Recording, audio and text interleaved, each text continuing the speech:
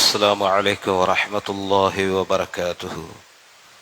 لا إله إلا الله محمد رسول الله. لا إله إلا الله محمد رسول الله. لا إله إلا الله محمد رسول الله. إن الله وملائكته يصلون على النبي يا أيها الذين آمنوا صلوا عليه وسلموا تسليما. اللهم صل على سيدنا ونبينا ومولانا محمد وعلى آل سيدنا ونبينا ومولانا محمد. معاشر المسلمين رحمكم الله. روى البخاري والمسلم عن أبي هريرة رضي الله تعالى عنه أنه قال قال رسول الله صلى الله عليه وسلم: إذا قلت لصاحبك يوم الجمعة أنصت والإمام يخطب فقد لعت فاستمعوا وأنصتوا رحمكم الله. غفر الله لنا ولكم ولجميع المسلمين والمسلمات والمؤمنين والمؤمنات أجمعين فاستغفروه إنه هو الغفور الرحيم.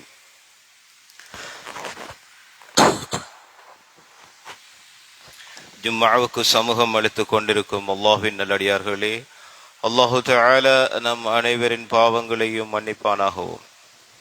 ஜும்மாவுடைய நாளையில் இமாம் மெம்பரிலிருந்து கொத்பா பிரசங்கம் செய்யும் போது பக்கத்தில் இருப்பவர் யாராவது பேசக்கண்டு பேசாமல் இரு என்று சொன்னாலும் கூட ஜும்மாவின் நன்மைகள் கிடைக்காமல் போய்டும் என முஹம்மது நபி ஸல்லல்லாஹு அலைஹி வஸல்லம் அவர்கள் கூறியதாக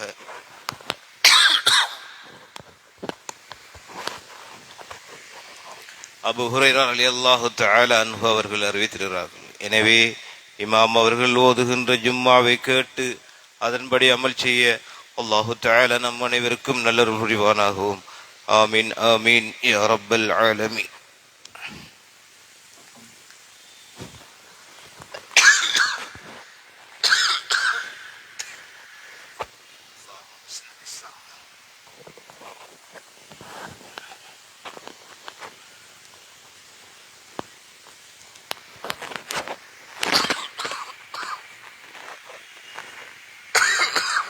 السلام عليكم ورحمة الله وبركاته. وعليكم السلام ورحمة الله. الله أكبر الله أكبر الله أكبر الله أكبر. أشهد أن لا إله إلا الله.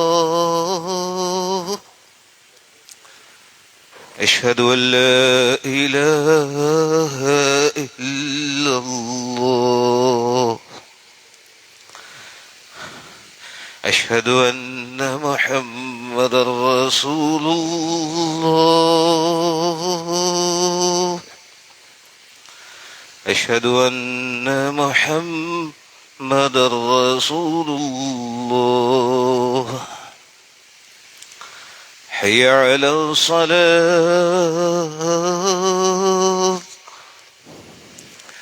حي على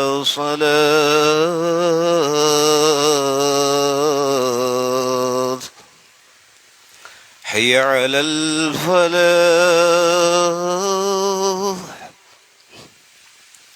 حي على الفلاح. الله أكبر الله أكبر. لا إله إلا الله.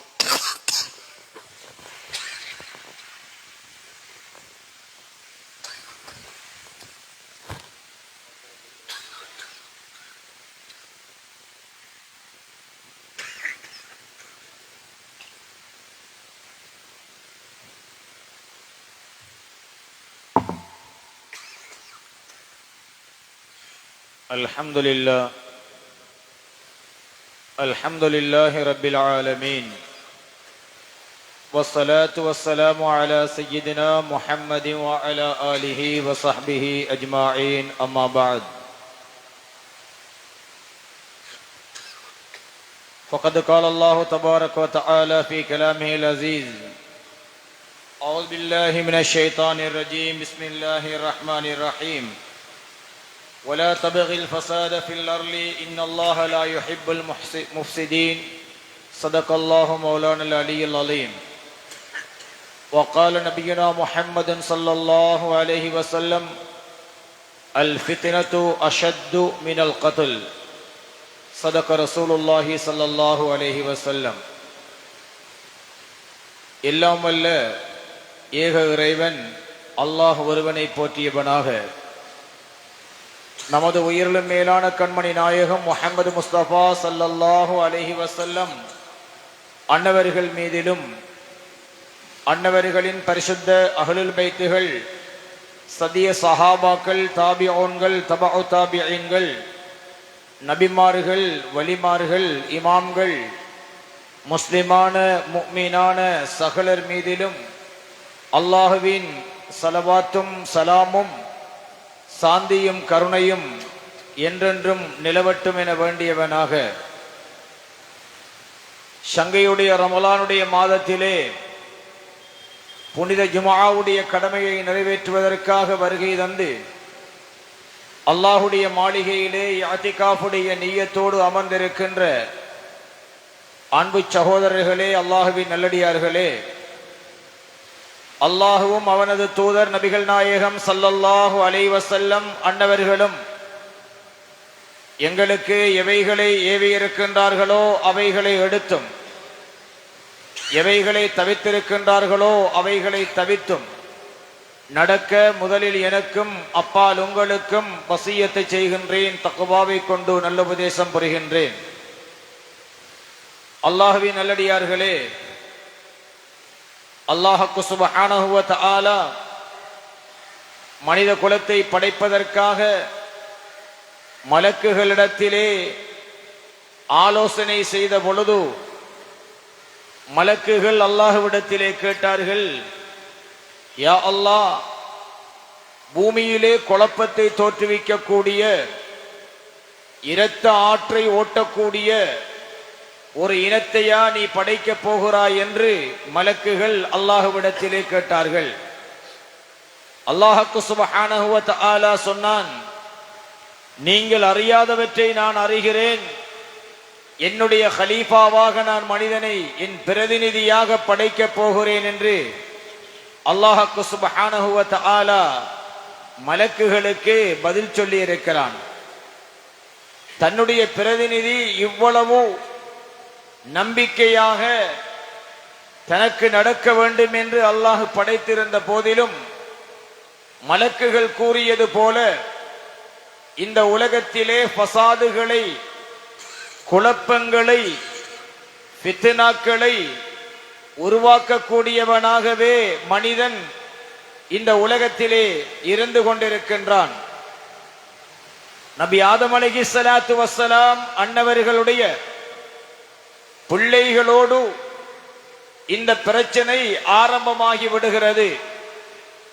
ஒருவர் மீது ஒருவருக்கு ஏற்படுகின்ற கோபம் நபி ஆதம் அலைஹிஸ்ஸலாம் அவர்களுடைய இரண்டு ஆண் மக்களில் ஒருவருக்கு ஒருவர் மீது ஆரம்பித்தது முதற்கொண்டே அது தொடங்கிவிட்டது. அல்லாஹ் உயிரை எப்பொழுது படைத்தானோ அப்பொழுதே மரணத்தையும் அல்லாஹ் தீர்த்து விட்டான், படைத்து விட்டான்.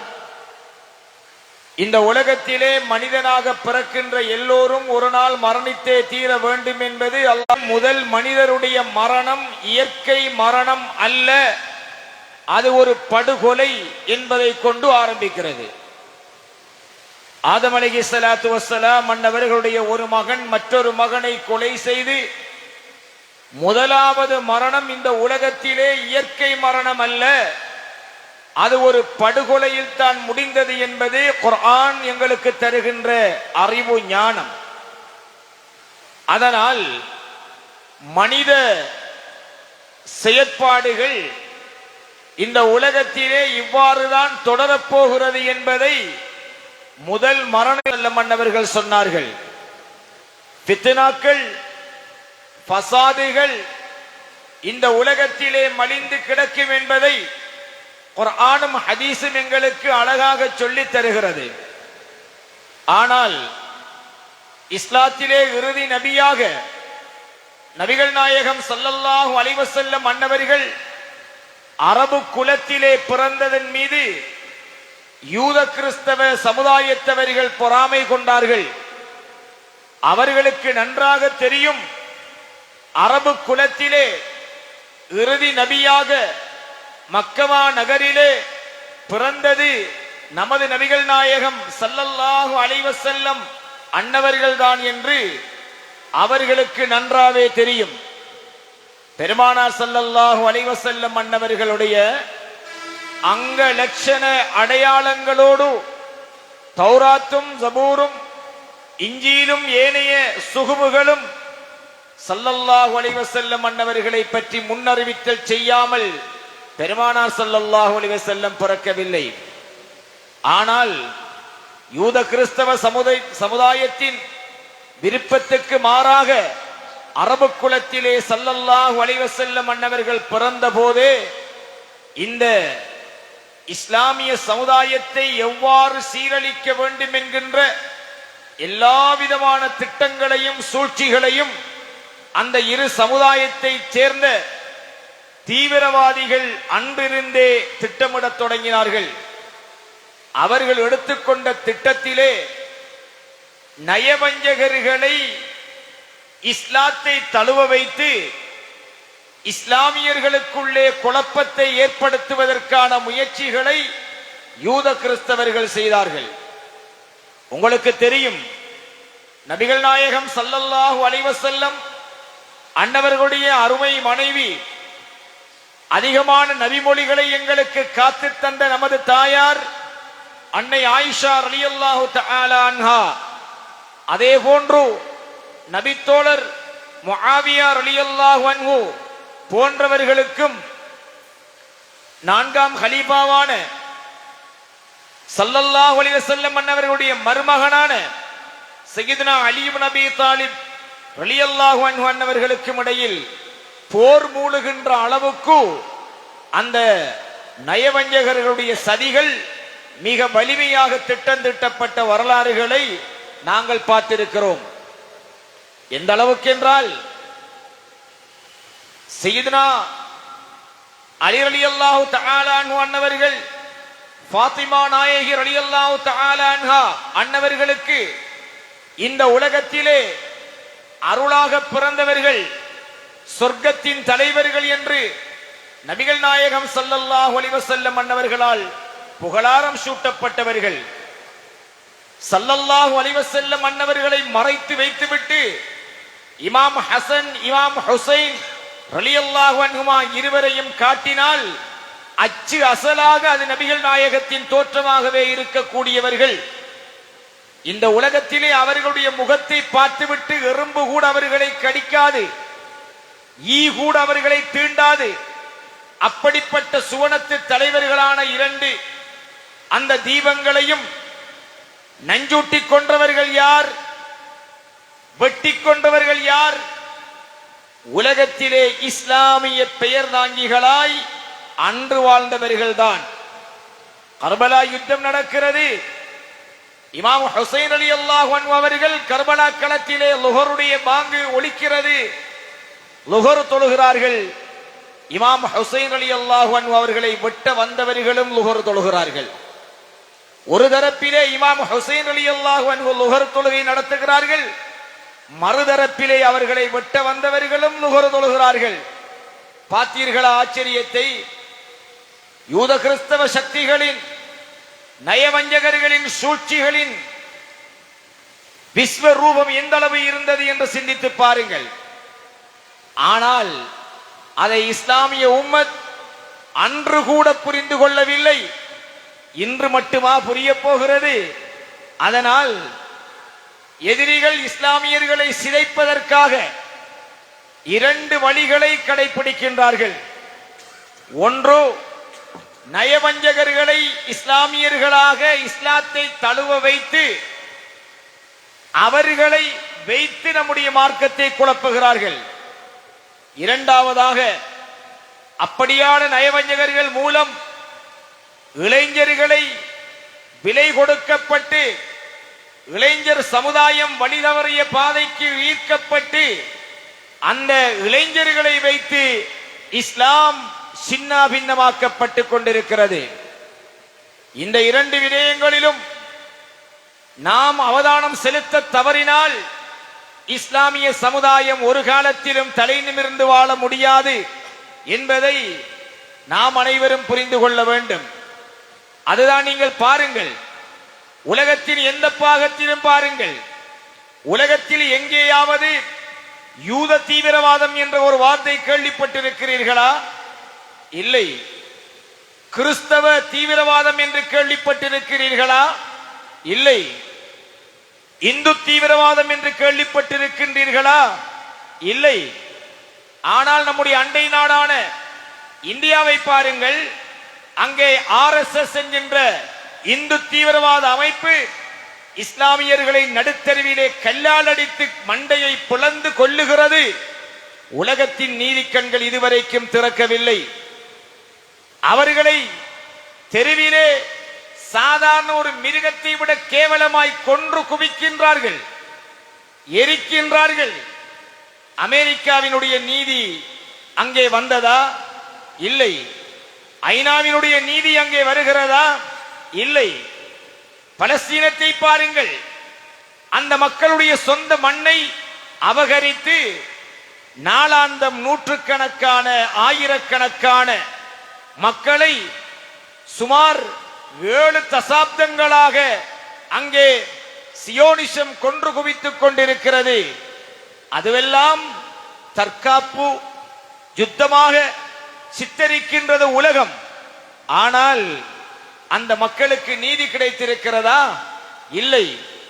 அவர்களுடைய இருக்கின்ற கச்சையையும் கலட்டி விடுவது எப்படி என்ற அளவுக்குத்தான் காசா என்கின்ற அந்த பூமியை அபகரிப்பதற்கு சியோனிசம் இன்று திட்டம் தீட்டிக் கொண்டிருக்கிறது. அங்கெல்லாம் என்ன நடக்கிறது என்று பாருங்கள். பலஸ்தீன மக்களுக்கு பிரச்சனை நடக்கின்ற பொழுது பக்கத்திலே இருக்கின்ற சிரியாவை திடீரென்று ஒரு படை ஆக்கிரமித்து இன்று வரை அங்கிருக்கின்ற மக்கள் ரமலானிலும் கூட நாளாந்தம் கொல்லப்பட்டு எரிக்கப்பட்டு கொண்டே இருக்கிறார்கள். அதற்கு உதவி செய்தவர்கள் யார்? இஸ்லாமிய நாடுகள், துருக்கி போன்ற நாடுகள். இஸ்லாமிய சாம்ராஜ்யத்திலே ஒட்டுமான் பேரரசு என்கின்ற உஸ்மானிய சாம்ராஜ்யத்துக்கு தலைமை தாங்கிய எகிப்து சிரியாவை கபலீகரம் செய்வதற்காக சியோனிசவாதிகளுக்கு துணை நிற்கின்றது என்றால் இஸ்லாமியர்கள் இவ்வாறு மாற்றம் செய்யப்பட்டதற்கான காரணம் யார்? நாம் ஏன் சிந்திக்க தவறுகிறோம்? இதனுடைய அடிப்படையில் தான் அவர்கள் குறுக்கு தெருக்களையும் விட்டு வைக்கவில்லை, குக்கிராமங்களையும் விட்டு வைக்கவில்லை, குட்டி நாடுகளையும் அவர்கள் விட்டு வைக்கவில்லை. இலங்கையிலே 5 ஆண்டுகளுக்கு முன்னால் பல நாட்கள் திட்டமிட்டு இஸ்லாத்தின் பேரினால் பயங்கரவாதிகளை உருவாக்கி அவர்களை வெடிக்கச் செய்து இஸ்லாமிய சமுதாயம் இலங்கையில் கௌரவ சமுதாயமாக, இந்த இலங்கையின் பொருளாதாரத்தின் முதுகந்தண்டாய் விளங்கிய சமுதாயமாக, இந்த இலங்கையின் கல்வியிலே மிக பெரும் ஆதிக்கத்தை கொண்டு வைத்திருந்த ஒரு சமுதாயத்தை பயங்கரவாத சமுதாயம் என்று ஓரிரு நிமிடங்களுக்குள் நம்முடைய கௌரவத்தையே தலைவிதியை மாற்றி அமைத்த வரலாறு நாம் யாரும் மறந்திருக்க மாட்டோம். எனவே அன்புக்குரியவர்களே, நமக்கு மொத்தமாக நஞ்சை தந்து எம்மை கொல்ல முடியவில்லை என்றால் கொஞ்சம் கொஞ்சமாக நம்மை கொல்லுவதற்கு எவ்வாறு நஞ்சை கொடுக்க முடியும் என்று திட்டம் தீட்டுவதுதான் சியோனிசம். அதை பற்றி விழிப்பில்லாமல் நாம் இருக்கிறோம். நீங்கள் நஞ்சு அருந்திக் கொண்டிருக்கிறீர்கள் என்று சொன்னால் உங்களுக்கு நீங்களே ஏற்றுக்கொள்ளாத விதத்திலே உங்களுக்கு நஞ்சு பருக்கப்பட்டு கொண்டிருக்கிறது. நீங்கள் உண்ணுகிற உணவு, பிரதானமான அரிசி, அதற்காக அடிக்கப்படுகிற எண்ணெய்கள், அதற்காக பயன்படுத்தப்படுகின்ற பசளைகள் எல்லாமே என்ன சொர்க்கத்தில் தயாரிக்கப்பட்ட பேரித்தம்பழங்களால்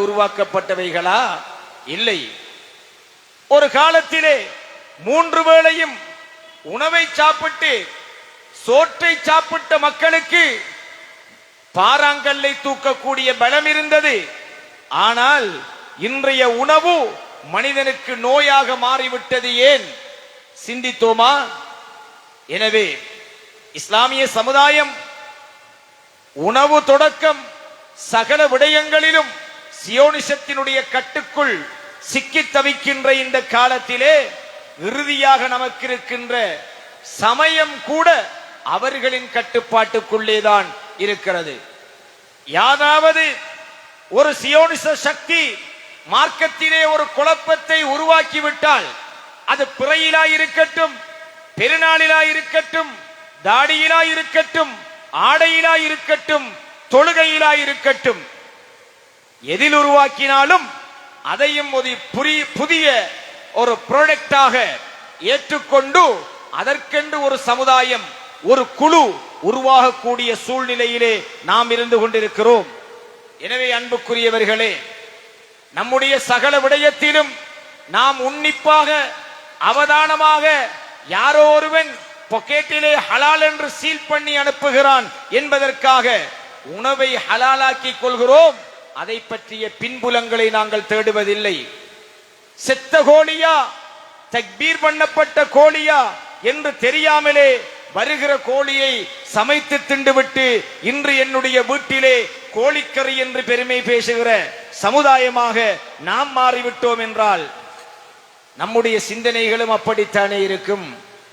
எனவே இன்று இலங்கையிலே நிம்மதியாக வாழ்ந்து கொண்டிருந்த இஸ்லாமிய சமுதாயத்துக்கு மத்தியிலே மதத்தின் பேரால் குழப்பவாதிகளை, கொலைகாரர்களை, பயங்கரவாதிகளை உருவாக்கி அழகு பார்த்திருக்கின்றது சியோனிசம். இன்னும் நாம் அதிலிருந்து மீளவில்லை. இலங்கையினுடைய தலையெழுத்து இந்த நாட்டிலே பன்னெடுங்காலமாக இலங்கையில் சிறுபான்மை மக்களை, குறிப்பாக முஸ்லிம்களை பலி கொடுத்துத்தான் ஆட்சி பீடம் ஏறுகின்ற அளவுக்கு இலங்கையினுடைய அரசியலில் வக்கிரமான சிந்தனை இருக்கிறது. கடந்த ஈஸ்டர் தாக்குதல் கூட அரசியல் பின்புலத்தினால் திட்டமிட்டு நடத்தப்பட்ட நாடகம் என்கிற சந்தேகம் இன்று வரை நீடித்துக் கொண்டே இருக்கிறது. எல்லோரும் அறிக்கை விடுகிறார்கள், எங்களுக்கு சூத்திரதாரியை தெரியும், திட்டமிடப்பட்ட இடம் தெரியும் என்கிறார்கள். யாரும் இன்னும் வெளியே அதை சொல்லவில்லை. ஏன்? பாதிக்கப்பட்டது நாம், சொல்ல வேண்டிய தேவை மற்ற சமூகத்துக்கு இல்லை. இதனுடைய விபரீதங்களை எல்லாம் அறியாமல் இன்று நமக்குள் பல இயக்கங்களாக, பல குழுக்களாக நாங்கள் பிளவுபட்டு எல்லாவற்றிலும் சண்டை, தர்க்கம், குழப்பமான சமுதாயமாக நாம் மாறியிருக்கின்றோம். அந்த அடிப்படையிலே பாருங்கள், கல்முனை மாநகரம் முஸ்லிம் சமுதாயத்தினுடைய முகவெற்றிலையாக, ஒரு பாரம்பரிய ஊராக உலகிலே, நம்முடைய நாட்டிலே பேசப்பட்டு கொண்டிருந்த நம்முடைய ஊர் சமீப காலமாக பாராளுமன்றத்திலே பயங்கரவாதிகளின் ஊர் என்று பாராளுமன்றத்திலே பேசப்படுகின்ற அளவுக்கு நிலை மாறி இருக்கிறது. சிங்கள பத்திரிகைகளும் ஏனைய ஊடகங்களும் நம்முடைய ஊரையும், நம்முடைய மார்க்கத்தையும், நம்முடைய சமூகத்தையும் குறிவைத்து எழுதி கொண்டிருக்கின்றன. என்ன காரணம்? இதுக்கு என்ன காரணம்? நாம் கட்டாயம் சிந்திக்க வேண்டும். அடுத்த இலக்கு, கடந்த இலக்கிலே காத்தான்குடி எவ்வாறு பலியாக்கப்பட்டதோ அதுபோல கல்முனை இலங்கை அரசியலுக்காக பலியாக்கப்பட போகிறதா, அல்லது உண்மையில் பாராளுமன்றத்திலே கூறப்பட்டது போல, அல்லது பத்திரிகைகள், ஊடகங்கள் எழுதுவது போல கல்முனையிலே பயங்கரவாதம் கருக்கட்டி இருக்கிறதா என்பதை நாங்கள் சிந்திக்க வேண்டும். முதலாவதாக, கண்ணியத்துக்குரிய அல்லாஹ்வின் நல்லடியார்களே, கல்முனையிலே ஒரு பயங்கரவாத தோற்றம் பெறுகிறது என்றால் நாம் செய்ய வேண்டியது என்ன? முதலில் இதை தடுக்க வேண்டியவர்கள் யார்? கண்டறிய வேண்டியவர்கள் யார்? அடையாளப்படுத்த வேண்டியவர்கள் யார் என்பதை நாங்கள் புரிந்து கொள்ள வேண்டும். அன்புக்குரிய சகோதரர்களே, கல்முனையில் சுப்ப முஸ்லிம் என்று ஒரு பயங்கரவாத இயக்கம் கருக்கட்டி வளர்ந்து வருவதாக பிரச்சாரம் நடைபெறுவதாக பாராளுமன்றத்திலே துணிவாக வெளிப்படையாக பேசிவிட்டார்கள். நாட்டினுடைய நாடாளுமன்றத்திலேயே சுப்ப முஸ்லிம் என்றும் கல்முனை என்றும் பேசிவிட்ட பிறகு நம்முடைய மக்களுக்கு நாம் அது பற்றி விழிப்புணர்வை ஏற்படுத்த வேண்டிய விடயத்திலே, அந்த பெயரை குறிப்பிட்டு சொல்ல வேண்டிய விடயத்திலே நாம் பின்னின்றால் ஒட்டுமொத்த சமுதாயமும் தானே நாளை ஒரு தீவிரவாதமான பயங்கரவாதமான சமுதாயம் என்று அடையாளப்படுத்தப்படும். நாளை நம்முடைய மக்கள் கல்முனை பிறந்தவர்கள், கல்முனையினுடைய முகவரியை பதிந்தவர்கள் ஏதாவது ஒரு ஊருக்கு செல்லுகின்ற பொழுது திடீரென்று சந்தேகத்தின் பேரிலே அவர்கள் கைது செய்யப்பட்டு விட்டால் அல்லது சிறையில் அடைக்கப்பட்டு விட்டால் அதற்கு யார் மறுமொழி சொல்லுவது? யார் அதை ஈடு செய்வது? எனவே அன்புக்குரியவர்களே, இந்த விடயத்திலே பொதுவாக இளைஞர்களும் விழிப்பாக இருக்க வேண்டும். நம்முடைய ஊர் பிறந்த ஒவ்வொரு நபர்களும் விழிப்பாக இருக்க வேண்டும். கல்முனையிலே சுப்ப முஸ்லிம் என்று ஒரு பயங்கரவாத இயக்கம் உருவாகிறது என்றால் அரசாங்கத்துக்கு தெரிந்திருக்கத்தானே வேண்டும். ஏன் அரசாங்கம் இதுவரை அப்படியானவர்களை கைது செய்யாமல் பார்த்து கொண்டு இருக்கின்றது என்று சிந்திக்க வேண்டாமா? குற்றவாளி என்றால் அதற்கு நிரூபணமான விடயங்கள் இருந்தால் கைது செய்ய வேண்டியது யாருடைய கடமை? அரசாங்கத்துடைய கடமை அல்லவா? பாதுகாப்பு படையுடைய கடமை அல்லவா? சும்மா கள்ளநெறிக்கான் என்று பாராளுமன்றத்திலேயும் சர்வதேசத்திலேயும் பேசுவதன் மூலமாக மட்டும் பயங்கரவாதத்தை ஒழித்துவிட முடியுமா? முடியாது. அப்படி என்றால் உரிய குழுவை கைது செய்யாமலோ சட்ட நடவடிக்கை எடுக்காமலோ கருத்துக்களை மட்டும் பில்டப் விடுகின்ற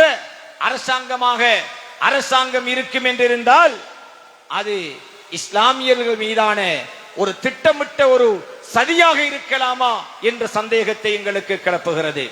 அதே நேரத்திலே சுப முஸ்லிம் என்கின்ற ஒரு குழு பயங்கரவாத அல்லது தீவிரவாத அல்லது அடிப்படைவாத குழுவாக கல்முனையிலே உருவாகிறது என்றால் எதன் அனுமானத்திலே அவர்கள் சொல்கிறார்கள் என்பதை நாம் சிந்திக்க கடமைப்பட்டிருக்கிறோம். இந்த விடயத்திலே நம்முடைய பள்ளிவாயலுடைய நிர்வாகம் கடந்த சில நாட்களாக சில மாதங்களாக இந்த விடயத்திலே அயராது எடுத்திருக்கின்ற முயற்சிகளின் பலனாக சில விடயங்கள் எட்டப்பட்டிருக்கின்றன. அதிலேதான் நாம் கட்டாயமாக 2 அம்சங்களை நாங்கள் புரிந்து கொள்ள வேண்டும். ஒரு பயங்கரவாத இயக்கம் நம்முடைய ஊரிலே உருவாகிறது என்றால் அதை முற்றுப்பெற வைக்க வேண்டிய, அதை அடியோடு இல்லாமலாக்க வேண்டிய கடமை நம் அனைவர் மீதும் இருக்கிறது. இல்லை என்றால் காத்தான்குடி எவ்வாறு கடந்த சில வருடங்களுக்கு முன்னால் பயங்கரவாதிகளின் கோட்டையாக சித்தரிக்கப்பட்டதோ அதுபோல நம்முடைய கல்முனையும் சித்தரிக்கப்படும் என்பதிலே சந்தேகம் கிடையாது. ஆய்வு செய்தவர்கள் சுப்ப முஸ்லிம் என்று சொல்லக்கூடிய, முதலாவது இந்த சுப்ப முஸ்லிம் என்ற என்னன்னு நீங்க புரிஞ்சு கொள்ளணும். இந்தியாவிலே ஒரு அமைப்பினுடைய யூடியூப் சேனலுடைய பேர் தான் சுப்ப முஸ்லிம். இன்றைக்கு இருக்கிற ஜமாத்துக்களுடைய பேரை போல ஒரு பேர் அல்ல. இந்த சுப்ப முஸ்லிம் என்கிறது ஒரு யூடியூப் சேனலுடைய பெயர். அந்த யூடியூப் சேனல் இருக்கிறார்களுக்கு ஒரு நிரந்தர கொள்கை இல்லை. அவங்க சுன்னத்துல் ஜமாத்தும் இல்லை, நிரந்தர கொள்கையும் இல்லை. அவர்கள் அபுல் அலா மௌதூதியையும் பின்பற்றுவார்கள், யூசுஃபுல் கர்லாவியையும் பின்பற்றுவார்கள், இன்னும் யாரையும் பின்பற்றுவார்கள். இன்று ஒருவர் இருக்கிறார், இம்ரான் ஹுசைன் என்று ஒருவர், அவரையும் அவர்கள் அதிகம் பின்பற்றுவார்கள். நாம் தேடி பார்த்தோமா இல்லையா என்று எனக்கு தெரியாது. எங்களுடைய ஆய்வுக்கு கிடைத்த விடயம். இந்த இடத்திலே நான் மறைப்பதற்கு ஒன்றுமில்லை. 3 வருடங்களுக்கு முன்னால் இலங்கையினுடைய பாதுகாப்பு பிரிவின் உயர் சபையிலிருந்து எனக்கு ஒரு அழைப்பு வந்தது. என்னை சந்திக்கும்படி சொன்னார்கள். கல்முனையை பற்றி என்னிடத்திலே அக்குவேறு ஆணிவேறாக விசாரித்தார்கள். அதிலே அவர்கள் பிரதானமாக கேட்டது, உங்கள் ஊரிலே சுப்ப முஸ்லிம் என்று நீங்கள் ஒரு சமுதாயம் அங்கே உருவாகிறது, உங்களுடைய மக்கள் அதற்கான தடுப்பதற்கு என்ன ஏற்பாடுகள் செய்திருக்கிறீர்கள் என்று கேட்டார்கள். சரியாக 3 வருடங்கள் கடந்து விட்டன. மிக முக்கியமான சந்திப்பு. இதற்கு மேல் அதை பற்றி நான் எதையும் சொல்ல முடியாது. இதை உங்களுக்கு சுருக்கமாக சொல்கிறேன். அப்பொழுது நாங்கள் இங்கே தகவல்களை திரட்டுகின்ற பொழுது அங்கே சொல்லப்பட்டது போன்று எதுவுமே எங்களுக்கு பெரிதாக தென்படவில்லை. நாங்கள் அந்த செய்தி அவர்களுக்கு நாங்கள் சொன்னோம். இல்லை, அவதானமாக இருங்கள் என்று சொன்னார்கள். இது இன்று நேற்றல்ல, 3 வருடங்களுக்கு முன்னால். ஆனால் இன்று நாடாளுமன்றத்திலே நம் சமூகத்தின் பெயரை கூறி, நம்முடைய ஊரின் பெயரை கூறி இப்படியாக பயங்கரவாதம் உருவாகிறது என்று பேசப்படுகிறது என்றால், இங்கே நமக்கு இருக்கின்ற 2 விடயங்கள் தான். ஒன்று, அந்த பெயர் கொண்ட குழுவாக யார் இருக்கிறார்களோ அவர்களை நம்முடைய ஊரில் உள்ள புத்திஜீவிகள், நம்முடைய சமூக ஆர்வலர்கள், நம்முடைய சமுதாயத்தின் முன்னோடிகள் எல்லோருமாக சேர்ந்து அவர்களை அணுகி அவர்களுடைய விடயத்தை நாம் கேட்டறிய வேண்டும். உண்மையிலே அவ்வாறு இருக்கிறதா என்பதை கண்டறிய வேண்டும். இல்லையா, அந்த பழிக்கு என்ன காரணம் என்பதை நாங்கள் சொல்ல வேண்டும், கண்டறிய வேண்டும். உளவுத்துறை ஒரு அடிப்படை இல்லாமல் ஒரு தகவலை இலகுவில் கசிய விட மாட்டார்கள் என்ற உண்மையையும் இந்த இடத்திலே நாங்கள் புரிந்து கொள்ள வேண்டும். இப்படி ஒரு பிரச்சனை இருக்குமாக இருந்தால், நம்முடைய ஊர் பிறந்த நமது சகோதரர்களால் நம்முடைய சமுதாயத்துக்கும் நம்முடைய ஊருக்கும் ஒரு அபகீர்த்தி ஏற்படுமாக இருந்தால், அதிலிருந்து அவர்களையும் சேர்த்து காக்க வேண்டியது நம்முடைய கடமை. நம்முடையவர்களில் சில பழக்கம் இருக்கும். ஒருத்தன் பிள்ளைண்டா அந்த தகவலை ஊர்ஜிதம் செய்யறதுக்கு முன்னாடி எல்லாரும் சேர்ந்து அவன் அப்படியே சொல்லி சொல்லி சொல்லி சொல்லி அவன் அதுவாகவே மாற்றி விடுறது. அந்த முடிவை இஸ்லாம் அங்கீகரிக்கவில்லை. இஸ்லாம் என்ன சொல்லுகிறது? இஸ்லாம் எப்படிப்பட்டவர்களை எல்லாம் மாற்றி அமைத்த மார்க்கம். நாம் அவர்களுக்கு விளங்கப்படுத்த முடியும்.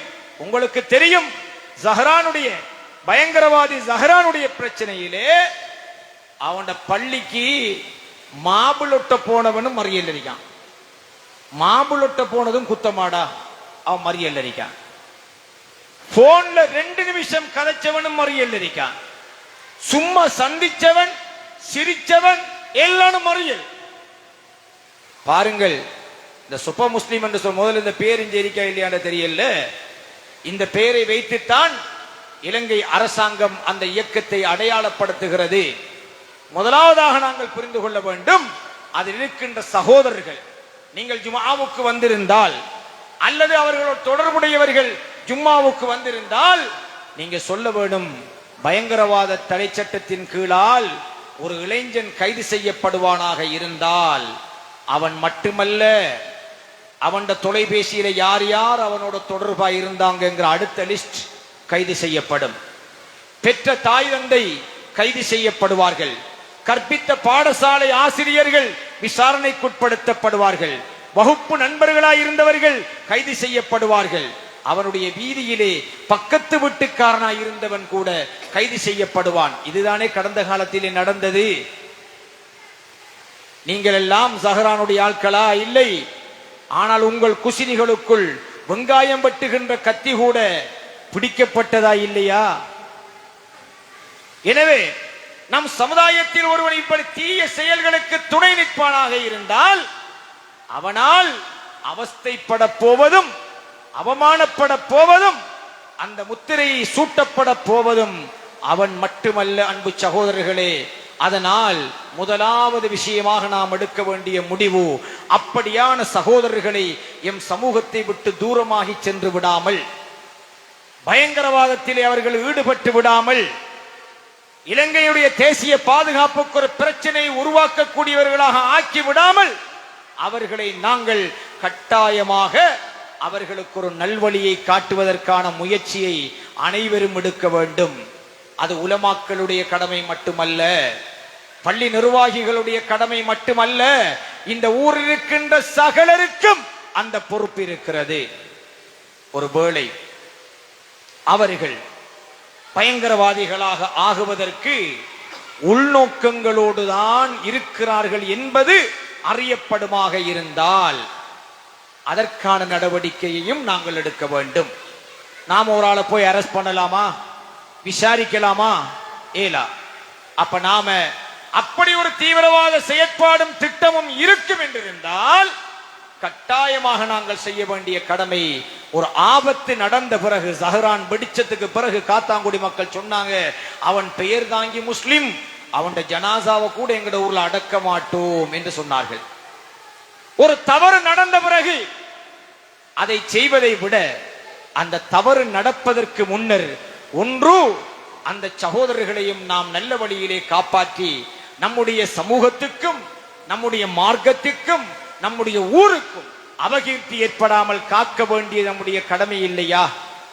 அதையும் கடந்து வரம்பு மீறுமாக இருந்தால், தவறுகள் இனங்காணப்படுமாக இருந்தால், நிச்சயமாக அப்படியானவர்களை நம்முடைய சமூகத்தின், நம்முடைய மார்க்கத்தின், நம்முடைய ஊரின் நற்பெயருக்கு களங்கம் ஏற்படாத வகையில் உரிய நடவடிக்கைகளுக்குள் அவர்களை உட்படுத்த வேண்டியதும் நம்முடைய கடமையா இல்லையா? எனவே அன்பு சகோதரர்களே, அரசாங்கம் எந்த அடிப்படையை வைத்து, எந்த உளவுத்துறை தகவல்களை வைத்து இந்த தீர்மானத்தை பாராளுமன்றத்திலே அறிவித்தது என்பது நமக்கு தெரியாது. எனவே இந்த விடயத்திலே நான் 2 விடயங்களையும் உங்களுக்கு சொல்லி இருக்கிறேன். அந்த சகோதரர்களை நம்முடைய சமுதாயத்தின் ஒரு பங்காளிகளாக, நமது உறவுகளாக மீட்டெடுக்க வேண்டிய கடமை நமக்கு இருக்கிறது.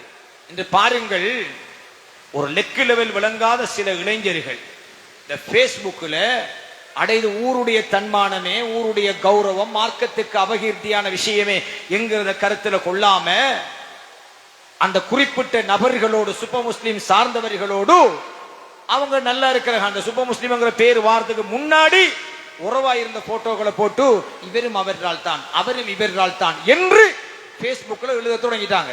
அப்ப இங்க ஆராய்ச்சி பண்ண வேண்டிய தேவை ஒன்றும் இல்லை. அப்படி நம்முடைய ஊராக்களே காட்டி கொடுக்கிற அளவுக்கு தான் கொளுத்த மூளைக்காரர்களாக நம்முடைய ஊரவர்கள் இருக்கிறார்கள். இது பிழையான அனுகூலங்கள், பிழையான அணுகுமுறைகள் என்பதை நாம் அனைவரும் புரிந்து கொள்ள வேண்டும். சரி, ஒரு வேளை பயங்கரவாதி என்று வைத்துக் கொள்ளுவோமே, அவர் பிடிபட்டு அவர் சிறையில் இருந்து அவர் திருந்தாமல் அந்த குற்றவாளியாகவே இருப்பதால் ஊருக்கு கிடைக்க போகின்ற பெருமை என்ன? பெருமை என்ன? வேண்டுமானால் வெடித்த பிறகு ஜஹரான் அடையாளப்படுத்தப்பட்டான், ஒரு தவறு நடப்பதற்கு முன்னர் இவர்கள் அடையாளப்படுத்தப்பட்டார்கள் என்பதை தவிர ஒரு எதுவும் இல்லை. எனவே நான் 2 விஷயங்களை உங்களுக்கு தெளிவாக சொல்கிறேன். பயங்கரவாதம், இஸ்லாத்தின் பெயரால் பயங்கரவாதிகள், தீவிரவாதிகள் ஊருக்குள்ள பேச போனா நிறைய பேசணும். எப்ப இருந்து இந்த விஷயங்கள் ஆரம்பிக்குதுங்கிற விஷயங்களை பேச போனா நிறைய பேசணும். அபுல் ஆலா மௌதூதியை பற்றி உங்களுக்கு தெரியும். அபுல் ஆலா மௌதூதி என்பவர், அவருடைய சிந்தனை கோட்பாடுகள் என்ன என்பது உங்களுக்கு தெரியும். யூசுஃபுல் கர்லாவியை பற்றி உங்களுக்கு தெரியும். தற்கொலை குண்டு தாக்குதல் நடத்துவது வாஜிப் அல்லது அது ஆகும் என்ற ஃபத்வாவை கொடுத்து குண்டுகளை கட்டிக்கொண்டு முஸ்லிம் சமுதாயம் பாய்வதற்கு வழிவகுத்து கொடுத்தவர் யூசுஃபுல் கர்லாவி என்பவர். அவரை கூட ஒரு அறிஞராக ஏற்றுக்கொள்ளக்கூடியவர்கள் ஊரில் இருக்கத்தான் செய்கிறார்கள். அபுல் ஆலா மௌதூதியை கூட ஏற்றுக்கொள்ளக்கூடியவர்கள் ஊரில் இருக்கத்தான் செய்கிறார்கள்.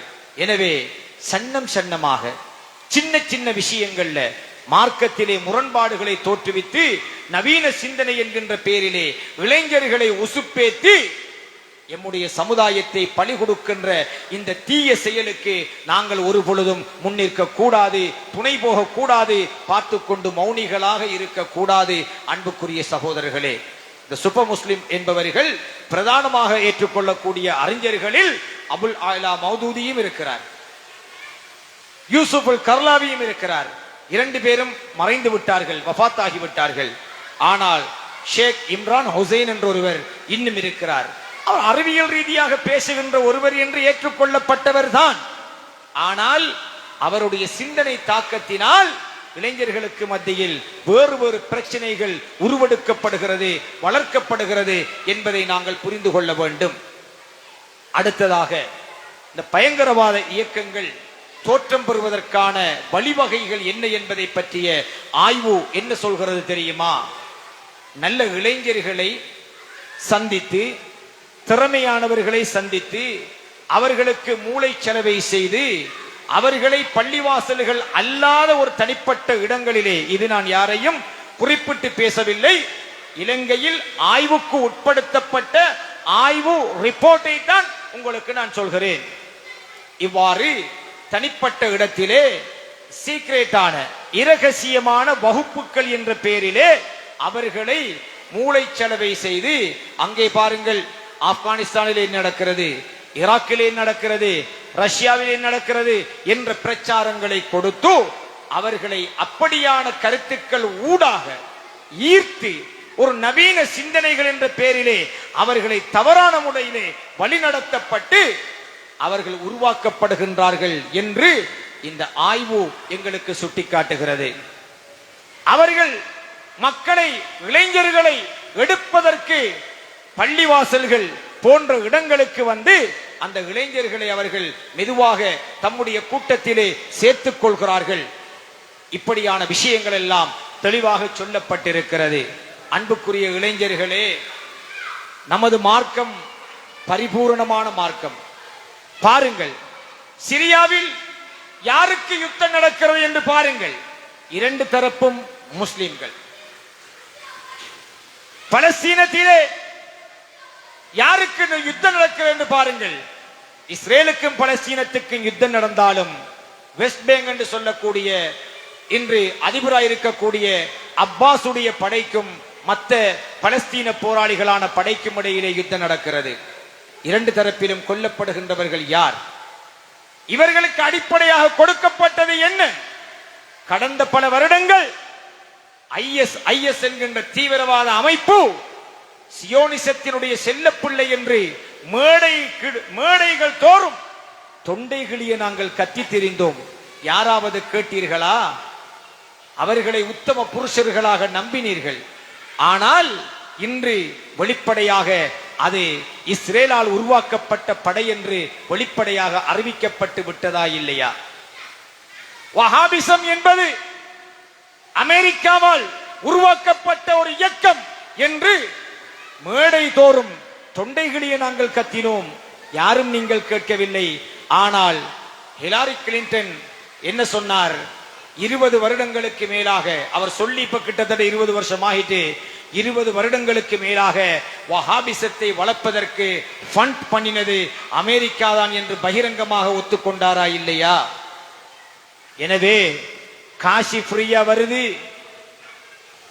இலவசமா எல்லாம் கிடைக்குது, கொஞ்சம் நவீன முறையில பேசுறாங்க என்கிறதுக்காக ஏமாந்து நீங்கள் போனால் இறைக்கு ஆசைப்பட்டு தூண்டலை கொத்திய மீனாக நீங்களும் அந்த பயங்கரவாத அல்லது தீவிரவாத சிந்தனைகளுக்குள் உள்வாங்கப்பட்டு விடுவீர்கள்.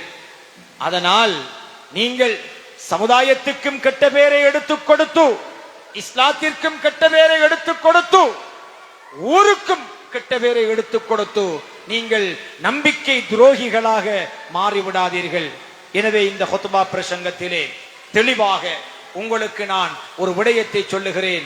பயங்கரவாதம், அடிப்படைவாதம், தீவிரவாதம், நவீன இயக்கங்களுக்கு அஹ்லுஸ் சுன்னா வல் ஜமாஆ என்கின்ற நபிகள் நாயகம் ஸல்லல்லாஹு அலைஹி வஸல்லம் அவர்கள் மற்றும் சஹாபாக்கள் வாழையடி வாழையாய் வருகின்ற நமது பூர்வீக முஸ்லிம்கள் யாரும் உடன்பாடானவர்கள் அல்ல. அப்படி ஒரு இயக்கங்கள் தோன்றுமாக இருந்தால் முதல் கட்டமாக அவர்களை மாற்றியமைக்க முயற்சிக்க வேண்டும். இல்லையா அவர்களை சட்டத்தின் முன்னால் அவர்களுக்குரிய இடத்தை அவர்களுக்கு பெற்றுக் கொடுக்க வேண்டும். இதுதான் உங்களுக்கு இன்றைய ஹுத்பாவினுடைய சாரம்சமாக இருக்கின்ற. அதே வேளையில் முகநூல், ஃபேஸ்புக் ஃப்ரீ, யூடியூப் ஃப்ரீ.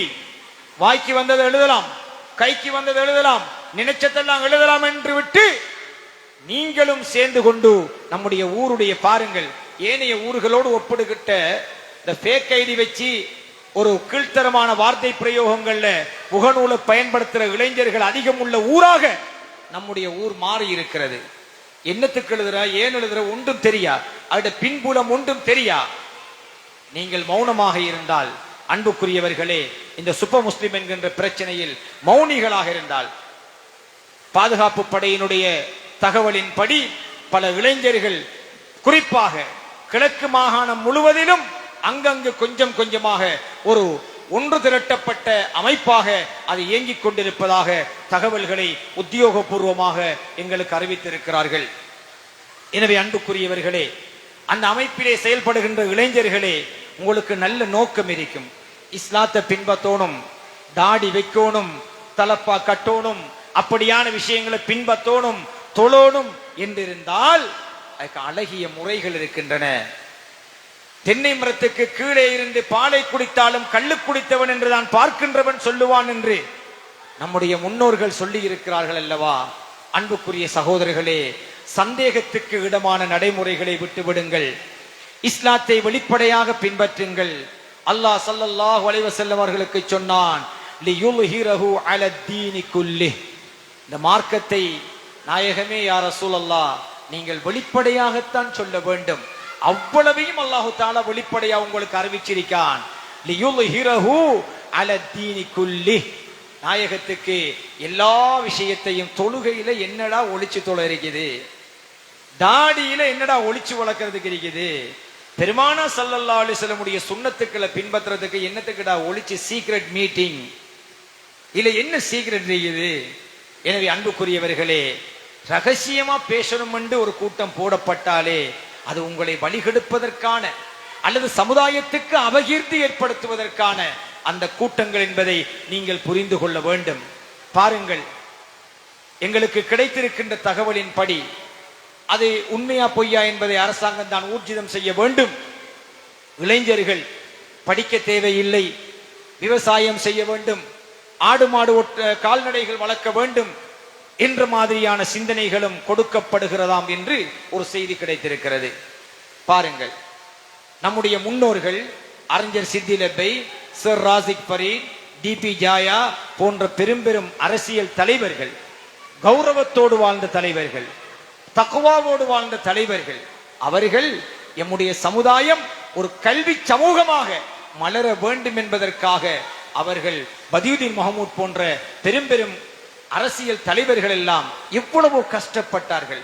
நம்முடைய மாணவர்களுடைய கல்வி மேம்பாட்டை உருவாக்குவதற்காக அவர்கள் எடுத்து தந்த, கட்டி அமைத்து தந்த அந்த கட்டமைப்பெல்லாம் சிதற வைத்துவிட்டு பயங்கரவாதம், தீவிரவாதம், அடிப்படைவாதம் என்கின்ற கலாச்சாரத்துக்குள் நாம் செல்கின்றோம் என்றால், இறுதியாக ஒன்றை மட்டும் சொல்கிறேன், நீங்கள் இரையை காட்டி அழைக்கப்படுவீர்கள், தூண்டலை கொத்துகின்ற வரைக்கும் அதனுடைய ஆபத்தை நீங்கள் உணர மாட்டீர்கள்.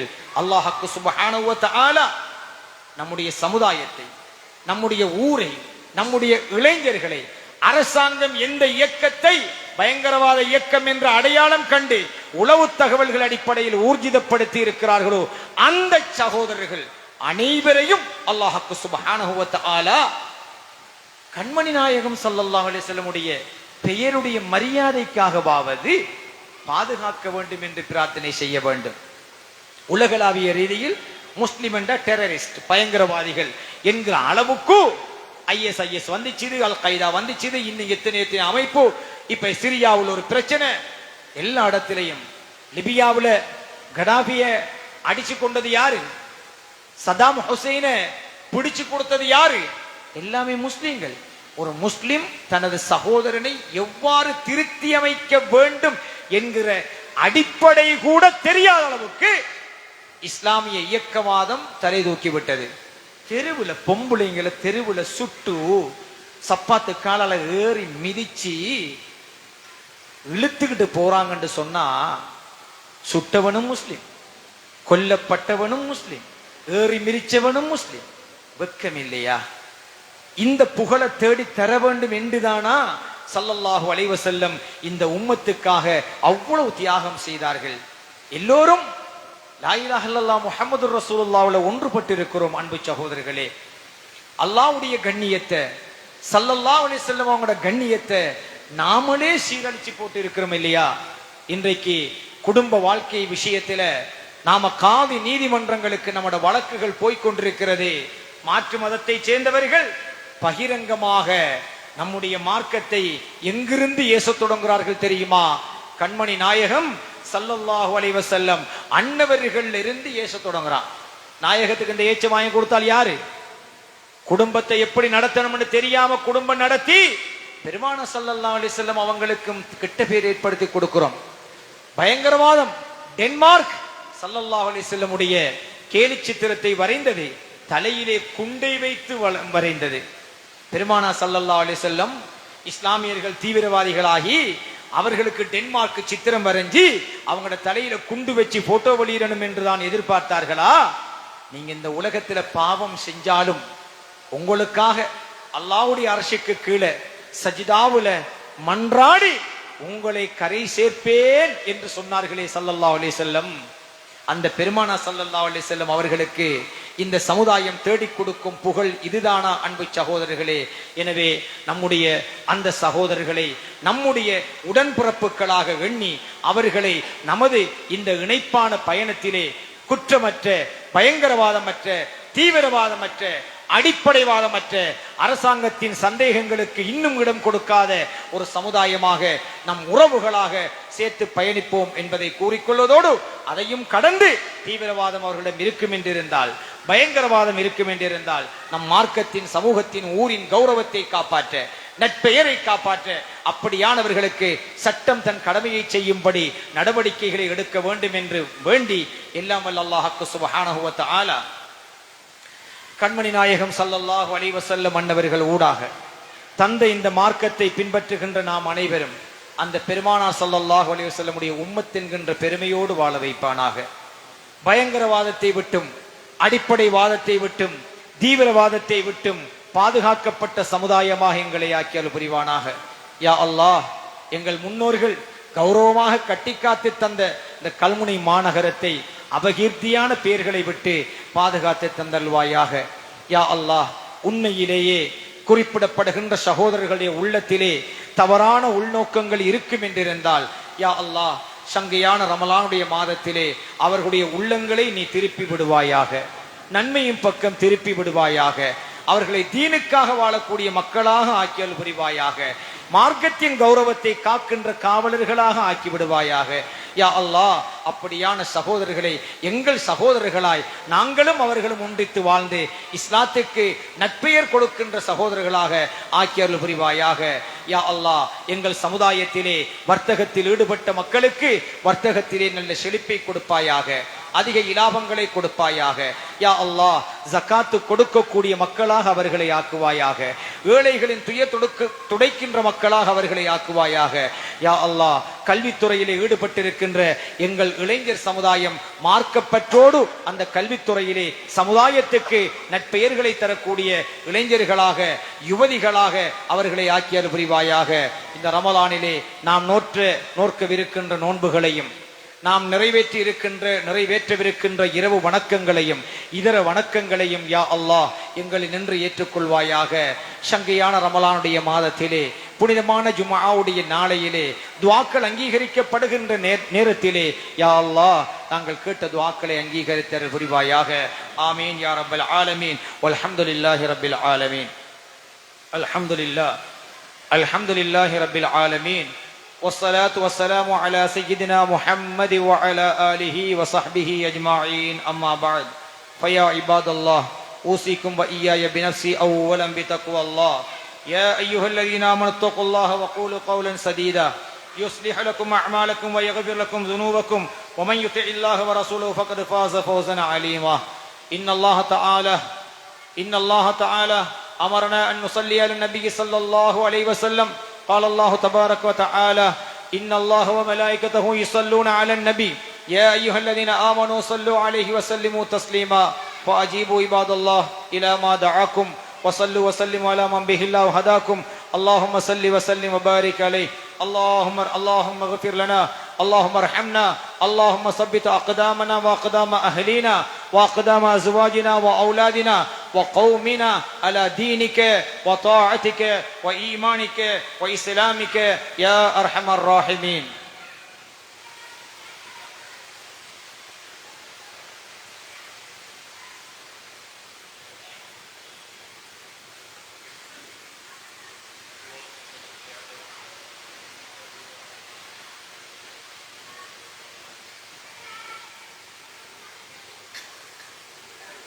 الحمد لله نحمده ونستعينه ونستغفره ونؤمن به ونتوكل عليه ونعوذ بالله من شرور أنفسنا ومن سيئات أعمالنا. من يهده الله فلا مضل له ومن يضلله فلا هادي له.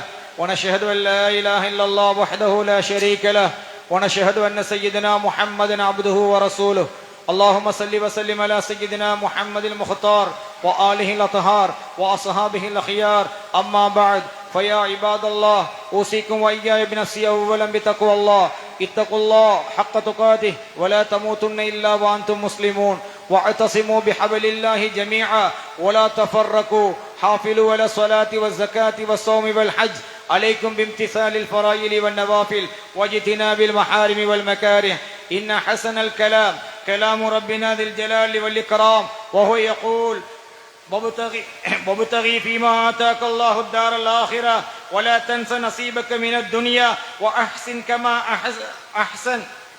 أحسن الله إليك ولا تبغي الفساد في الأرض إن الله لا يحب المفسدين صدق الله مولانا العلي العظيم وقال نبينا محمد صلى الله عليه وسلم الفتنة أشد من القتل صدق رسول الله صلى الله عليه وسلم اللهم صل على سيدنا محمد وعلى آل سيدنا محمد وبارك وسلم عليه اللهم ارض للخلفاء الراشدين أمير المؤمنين سيدنا أبي بكر الصديق رضي الله عنه وأمير المؤمنين سيدنا عمر بن الخطاب رضي الله عنه وأمير المؤمنين سيدنا عثمان بن عفان رضي الله عنه وأمير المؤمنين سيدنا علي بن أبي طالب رضي الله عنه والباقين من العشرة المبشرة ساداتنا سعد وسعيد وطلحة وزبير وعامر وعبد الرحمن رضي الله تعالى عنهم وعن ستنا بنت الرسول فاطمة الزهراء البتول رضي الله تعالى عنها وعن سيد شباب أهل الجنة سيدنا الحسن وسيدنا الحسين رضي الله تعالى عنهما وعن عمي رسول سيدنا حمزة وسيدنا عباس رضي الله تعالى عنهما وعن سائر أصحاب رسول الله وأزواجه وذرياته أجمعين وارض عنا معهم برحمتك يا أرحم الراحمين اللهم اغفر للمؤمنين والمؤمنات والمسلمين والمسلمات الأحياء منهم والأموات اللهم ثبت أقدامنا على طريقة أهل السنة والجماعة إلى يوم القيامة اللهم ادفع عنا البلاء والغلاء والفحشاء والمنكر والجدب والقهط والوباء والدين والمرل والمحن والفتن ما ظهر منها وما بطن من بلدنا هذا خاصة ومن جميع بلدان المسلمين مع القرى عامة إنك على كل شيء قدير اللهم أجرنا من النار اللهم أجرنا من النار اللهم أجرنا من النار اللهم لا تشبه خلقنا بالنار اللهم لا تجعلنا من حطب النار فإنها بئس الدار بئس المثوى بئس القرار ربنا اغفر لنا ولإخواننا الذين سبقونا بالإيمان ولا تجعل في قلوبنا غلا للذين آمنوا ربنا إنك رؤوف رحيم إن الله يأمركم بالعدل والإحسان وإيتاء ذي القربى وينهى عن الفحشاء والمنكر والبغي يعظكم لعلكم تذكرون فاذكروا الله العظيم يذكركم ويزدكم ويهديكم ولذكر الله أكبر والله يعلم ما تصنعون اللهم صل